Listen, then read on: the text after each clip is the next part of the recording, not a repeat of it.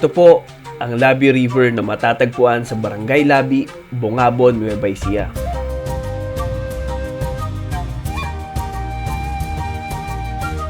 Malinaw at malinis ang tubig nito dahil nagmumula pa ito sa kabundukan ng Sierra Madre. Malamig kahit tanghali at napapalibutan ng mga bundok at luntiang kagubatan. Perfect ito para sa mga nature lovers at sa mga gustong magpahinga mula sa stress ng syudad. Kaya kung gusto nyo makatakas sa ingay at alikabok ng lungsod, tara, samahan nyo kami. Tuklasin natin ang ganda ng Labi River. Ang ganda, ang lamig ng tubig. Ang sarap maligo dito sa Labi River, Bungabon, Nueva Ecija. Pero syempre, bago namin to narating, dinaanan muna natin ang mga makapigil hininga ng magandang tanawin sa Gabaldon, Nueva Ecija.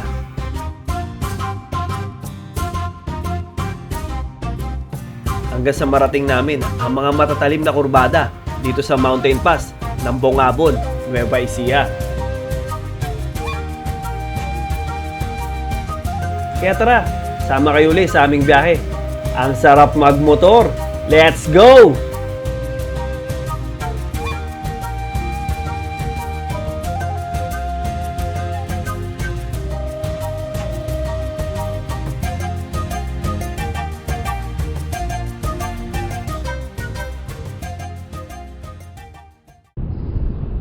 Sikunin ko nakahinto doon, oh.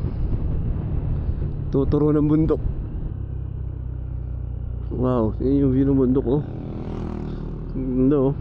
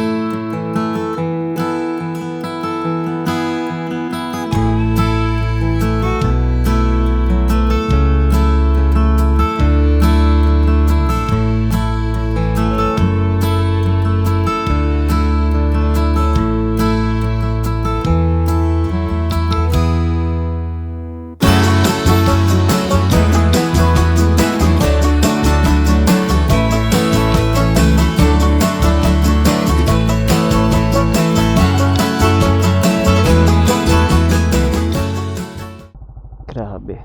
Masasabi ko, na-miss ko talaga yung Gabaldon. Ang ganda niya. Gabaldon, Nueva Ecija. O, so ngayon, tuloy na yung biyahe uli. Bungabon, meron pa tayong 57 minutes. Grabe yung view. Ang ganda, oh. Puro bundok. Sheesh. Sobrang ganda ng view, oh. Tingnan nyo. Ayan po yung Calabasa River, yung nagte-trending ngayon na paliguan, pasyalan dito sa Barangay Calabasa, Gabaldon, Nueva Ecija. Ayan, 500 daw po yung cottage dyan. Tapos ang babayaran nyo lang is 10 pesos na environmental fee. Napaka-solid, ang ganda. Woohoo! Rekto, haba, oh.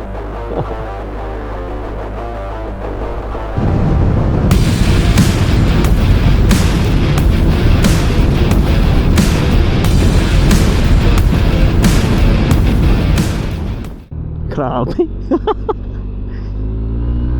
Ang sarap magmotor. Ayan naman, dadaan naman tayo ng isa sa pinaka-scenic road dito sa Nueva Ecija. Woo! Isa sa pinaka-paboritong pasyalan ng mga rider, Gabaldon. Grabe. Ang ganda. Tignan nyo naman, oh. Diba? Solid.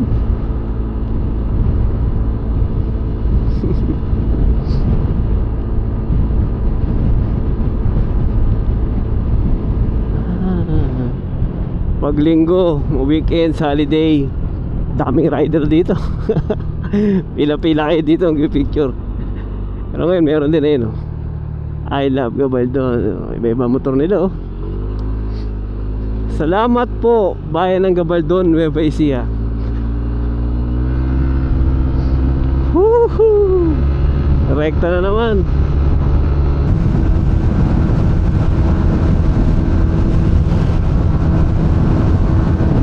Woohoo! Grabe. Rekta. Sarap. Ayan, so kakanan na tayo dito papuntang Bongabon, Nueva Ecija. Bato Ferry, oh.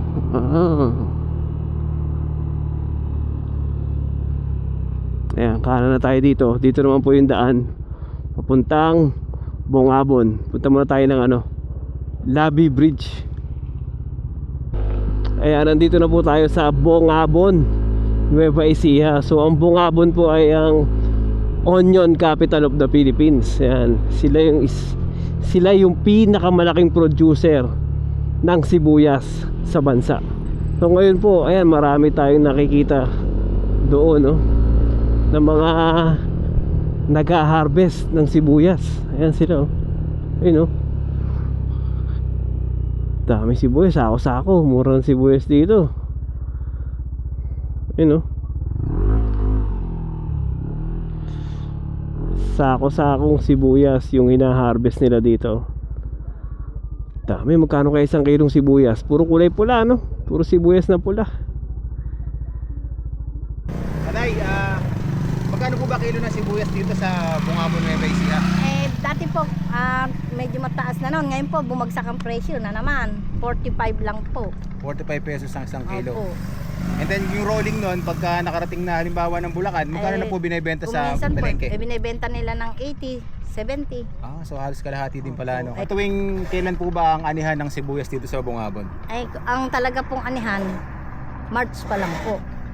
Kung nga po yung iba, mga may nahuli, may April, Mayo, March. Pero Mayo, wala na pong inaani. Isang taon po, ilang beses po kayo nakakaani ng sibuyas? Minsan lang po. Isang beses lang? Opo. Okay. So dito sa Bongabon, ito nga po yung naturingan na onion capital of the Philippines. And bakit po ba? Dahil po ba sa klima dito na mainit, kaya po talagang nakakapagtanim kayo dito ng sibuyas? Opo. Kaya lang po ngayon nga, kung yung maraming nasirang sibuyas, inuod. Pag sobrang init naman. Opo, pag sobrang init, inuud naman po. Kaya po talaga ang mga magsasaka ngayon dito, maraming nalugi. Marami rin nalugi, no? Opo. Kanina nadaanan natin yung mga taniman ng sibuyas. Nag-picture tayo, may in-interview tayo. Si Nanay Bunso. Ayan, so nag-aani na sila ng sibuyas. Isang beses lang para sila sa isang taon nag-aani ng sibuyas. So nag-start daw sila magtanim yan mga December. Tapos 3 months daw pwede nang anihin yung mga sibuyas nila. Ang gusto pala talaga ng sibuyas ay mainit na panahon. Pero pag sumobra naman daw ang init, inuuod ang sibuyas. Ayan. At ito, ang ganda ng kalsada, oh. Dito sa part na to, asfalto na ang kalsada. Kasi ayan, nasa harapan na natin yung mga naglalakihang bundok na mayroong mga makapal na ulap sa ibabaw. Ayan. Woohoo! Grabe, ang ganda ng view dito. Ang sarap magmotor. Mamaya puro sigsaga rin dadaanan natin. Yung papunta na tayo sa may Labi Bridge. Sibuyas, kamatis, tsaka palay. Yan ang marami palang tanim dito sa Bongabon. Eto na, kita na natin sa mapa. Ayan na, magsisimula na yung mga kurbadahan na dadaanan natin dito. Ang mga twisties ng Bongabon. Ngayon, nakita na tayo ng sign ng ahas. Nandito yung I love Bongabon na sign. Ayun, oh, I love Bongabon. Mainit pala doon sa part na yun. Araw na araw. You know, I love Bongabon. Ayan, so packet na tayo ng packet nito. At palamig na rin ang palamig yan. Kasi sa taas malamig. Ayan. I love Bongabon. Anong suki, oh. Pasok kayo. I love Bongabon.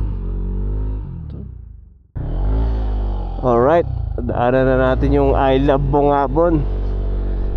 At ngayon, eto na, puro kurbadahan na yung dadaanan natin dito hanggang sa makarating tayo sa Labi Bridge.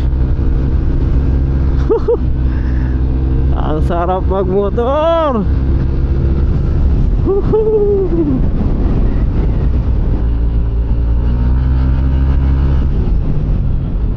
Wow.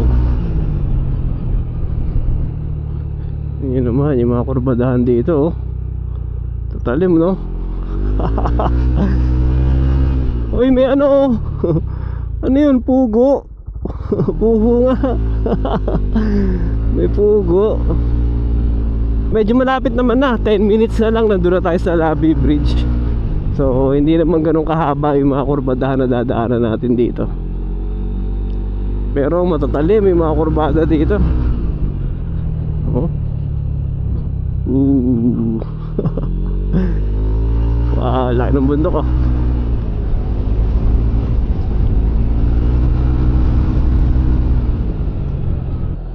Grabe yung mga bundok na to, lalaki, no? Tapos tignan nyo naman yung mga kurbada, oh. Solid.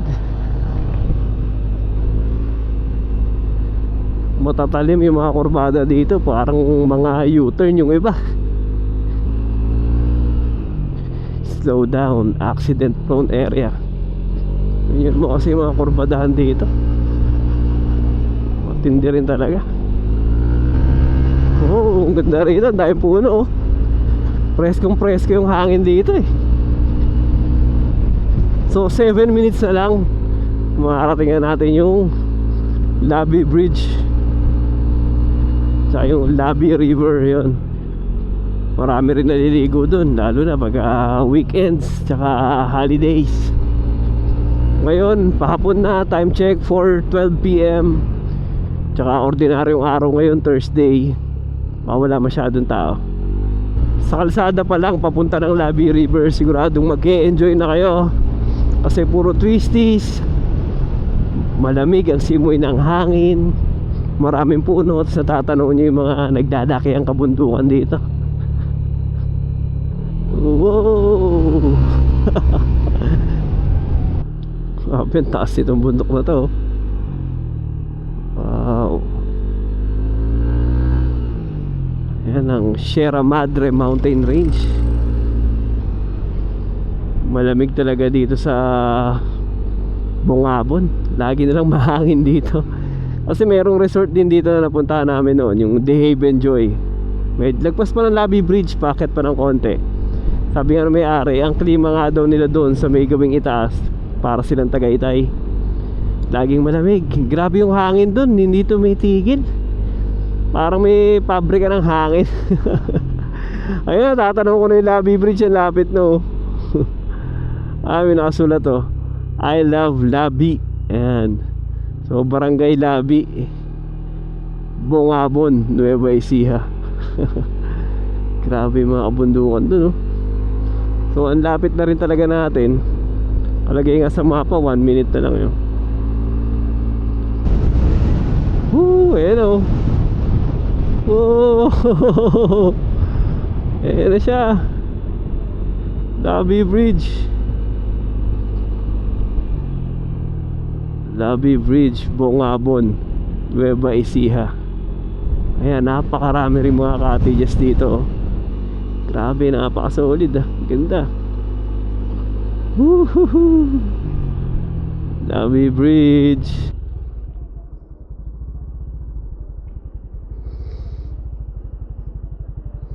Ang ganda, oh. Ang ganda ng tubig, oh. Linaw, oh. Parang swimming pool. Partition, no? Lilagyan nila ng mga harang-harang ganun, oh. Agawin doon, medyo maraming tao. Ay, ang ganda ngayon ng Labi River nila dito. Suabe, panalo. Ganda.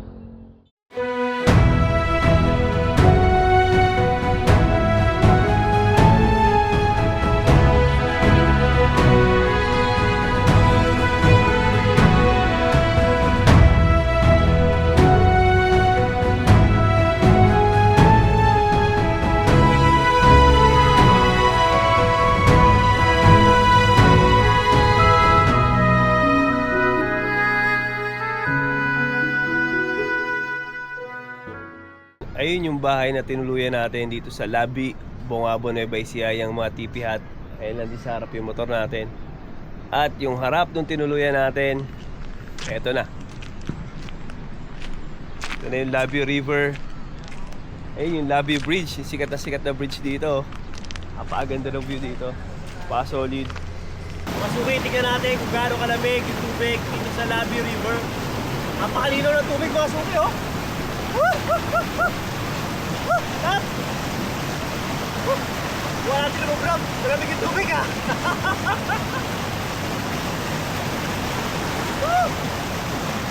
Sarap! Solid po mag-summer outing dito sa Labi River. 10 pesos lang kung babayaran nyo, environmental fee. Then yung mga cottages dito, 500 pesos lang. May enjoy nyo na yung malamig at malinis na tubig dito sa Labi River.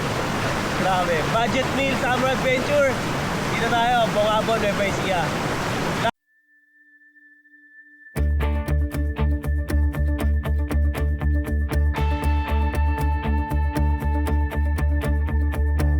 Went for a walk with the stars last night. Did not believe that I would end up right. Lucky endings were not something for me. I drove around all across the land. Thought that I was caught in a one-man band, but playing all those sad and lonely songs. My faith was lost, my hope was gone. My dreams were shattered and I was done. I was roaming down the street in my weary feet, and then you came along with the love so strong. You took me out of the cold into the fire. You're picking me up when I'm down on the ground. Whenever I'm low, you are lifting me higher. And when I am lost, you make sure that I'm found. Out of the cold into the fire. Out of the cold into the fire. This is too good for a man like me. Be treated by someone so tender.